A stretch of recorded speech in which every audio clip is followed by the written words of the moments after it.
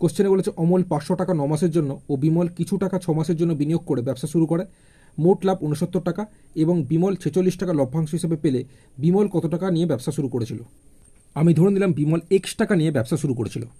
কোশ্চেনে বলেছে অমল 500 টাকা 9 মাসের জন্য, তাই এক্ষেত্রে তোমরা লিখবে 500 গুণ 9, আর বিমলের কিছু টাকা মানে এক্স টাকা আমরা ধরেছি, এক্স টাকা 6 মাসের জন্য, তো সেই হিসেবে একইভাবে আমরা এক্স গুণ 6 লিখব।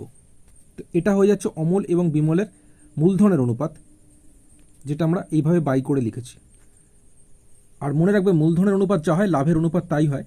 তো এখানে মোট লাভ বলে দিয়েছি 69 টাকা, এই 69 টাকা লাভের মধ্যে বিমলের লাভ হচ্ছে 46 টাকা, তাহলে অমলের লাভ হবে 69 থেকে 46 বিয়োগ করলে 23 টাকা। তো আমি বলেছি মূলধনের অনুপাত যা হয় লাভের অনুপাত তাই হয়, তাই এইভাবে আমরা লিখতে পারি।